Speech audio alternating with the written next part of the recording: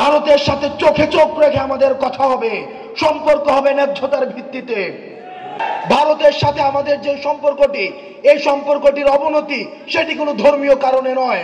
আর কখনোই কোনোদিনও আমাদের জীবন থাকতে সাদিজের রক্ত যতদিন আমাদের মনে আছে, ওয়াসিমের রক্ত আমাদের যতদিন মনে আছে, মুগ্ধ এবং সাইদের রক্ত আমাদের যতদিন মনে আছে, ততদিন পর্যন্ত ভারত এই বাংলাদেশে আর কোনোভাবেই আধিপত্য বিস্তার করতে পারবে না। দায়ী হবে যদি এই মঞ্চে যারা আছে তারা যদি ব্যর্থ হয়। আজকে সাজিদ, সাইদ, ওয়াসিম, মুগ্ধর রক্তের যে দায়বদ্ধতা, এই দায়বদ্ধতা হচ্ছে এই মঞ্চে যারা আছে এবং মঞ্চের সামনে যারা আছে আপনাদের উপরে। সুতরাং যত ষড়যন্ত্র আসুক, বিদেশে বসে যত ষড়যন্ত্র হোক, দেশের যত ষড়যন্ত্র হোক, কোনো ষড়যন্ত্রকেই সফল হতে দেওয়া যাবে না। কারণ আমরা যদি এবার ব্যর্থ হই, বাংলাদেশ আর কখনোই ঘুরে দাঁড়াতে পারবে না। প্রিয় সহযোদ্ধা, জুলাই থেকে আজকে পর্যন্ত আমরা আমাদের সংগ্রাম আমরা অব্যাহত রেখেছি। আমরা অস্বীকার করছি না। কিছুক্ষণ আগে একজন বললেন যে গত 4 মাসে কেন আমরা বসতে পারিনি। আমরা অস্বীকার করছি না যে আমাদের মধ্যে প্রিন্সিপালসগত মতপার্থক্য নেই। বিভিন্ন ক্রিয়াশীল ছাত্র সংগঠনগুলোর মধ্যে প্রিন্সিপালসগত মতপার্থক্য থাকবে, এটি হচ্ছে গণতন্ত্রের সৌন্দর্য। সবাইকে একমত হতে বাধ্য করা, এটি হচ্ছে শেখ হাসিনা কালচার। সবাইকে একমত যেভাবে হবে না, প্রিন্সিপালসগত অনেক বিষয় হচ্ছে মতপার্থক্য থাকবে, কিন্তু বাংলাদেশের অখণ্ডতা, সার্বভৌমত্ব, বিদেশি আগ্রাসন এসবের প্রশ্নে আমরা হচ্ছে ইস্পাত সম আমাদের ঐক্য বজায় থাকবে। আমরা ইতিমধ্যেই বাংলাদেশের সার্বভৌমত্ব এবং অখণ্ডতাকে কম্প্রোমাইজ করে আওয়ামী লীগ সরকার বছরের পর বছর আমাদেরকে শাসন এবং শোষণ করেছে।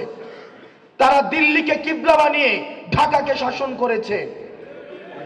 যারা ভারতের আপনারা পলিসি মেকার যারা আপনারা রয়েছেন, মালদ্বীপকে আপনারা নিয়ন্ত্রণ করতে পারেননি, শ্রীলঙ্কাতে আপনাদের আধিপত্য হারিয়েছেন, নেপালের কাছে আপনারা বর্ষতা স্বীকার করতে বাধ্য হয়েছেন, ভুটানকে আপনারা বিপদে পাশে পান না, পাকিস্তানের সাথে আপনাদের ঐতিহাসিক সম্পর্ক, মায়ানমারের সাথে আপনাদের রাজনৈতিকভাবে কোন্দল। আপনাদের আশেপাশে কোনো দেশ নেই যারা আপনাদের সাথে কোনো ধরনের সৌহার্দ্যপূর্ণ সম্পর্ক রয়েছে। ভারতের সাথে আমাদের যে সম্পর্কটি, এই সম্পর্কটির অবনতি সেটি কোনো ধর্মীয় কারণে নয়। ভারতের সাথে আমাদের যদি ধর্মীয় কারণে কোনো সম্পর্কের অবনতি হতো, তাহলে নেপালের সাথে ভারতের সবচেয়ে ভালো বন্ধুত্বপূর্ণ সম্পর্ক থাকতো। নেপালে 81% হিন্দু হওয়া সত্ত্বেও ভারতের সাথে কোনো ধরনের সুসম্পর্ক নেই।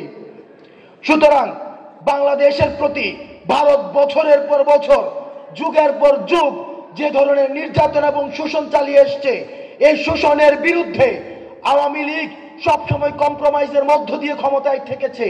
সেটির বিরুদ্ধে আমাদের এই তরুণ প্রজন্মের আমাদের গর্জন এবং আমাদের লড়াই অব্যাহত থাকবে। আর কখনোই কোনোদিনও আমাদের জীবন থাকতে সাদিজের রক্ত যতদিন আমাদের মনে আছে, ওয়াসিমের রক্ত আমাদের যতদিন মনে আছে, মুগ্ধ এবং সাইদের রক্ত আমাদের যতদিন মনে আছে, ততদিন পর্যন্ত ভারত এই বাংলাদেশে আর কোনোভাবেই আধিপত্য বিস্তার করতে পারবে না। ভারতের সাথে চোখে চোখ রেখে আমাদের কথা হবে, সম্পর্ক হবে ন্যায্যতার ভিত্তিতে। প্রিয় সহযোদ্ধা, 5 আগস্ট ছিল আমাদের প্রাথমিক বিজয়, কিন্তু আমাদের যে সামনের যে রাস্তা, সেই সামনের রাস্তা আরো বেশি কণ্টকাকীর্ণ। আমাদের এই কণ্টকাকীর্ণ রাস্তাকে অতিক্রম করার জন্য আমাদেরকে ঐক্যবদ্ধ থাকতে হবে। আমাদেরকে দেশি বিদেশি ষড়যন্ত্র অব্যাহত রয়েছে, আমাদের নিজেদের মধ্যে ক্ষমতা কাঠামো নিয়ে দ্বন্দ্ব রয়েছে, ভবিষ্যতে কে ক্ষমতায় যাবে সেগুলো নিয়ে আমাদের নিজেদের মধ্যে অনেক প্রিন্সিপালসগত মতপার্থক্য রয়েছে। আমরা সবাইকে অনুরোধ জানাবো, আমাদের মতপার্থক্য, আমাদের এটি যেন পরমত সহিষ্ণুতার মধ্যেই থাকে। এই পরমত সহিষ্ণুতা কখনোই যেন আওয়ামী লীগের মতো আগ্রাসী মনোভাবে পরিণত না হয়। আমাদের পরমত সহিষ্ণুতা থাকবে, মতপার্থক্য থাকবে, দ্বিমত প্রকাশ থাকবে, তবে সেটা হবে রাজনৈতিক, সেটা হচ্ছে সৌন্দর্যের কালচারের মধ্য দিয়ে। সেটা যেন আর কখনোই আওয়ামী লীগের মতো দমন পীড়ন গুম খুন হত্যার রাজনীতির মধ্য দিয়ে আর কখনোই কনভার্ট না হয়।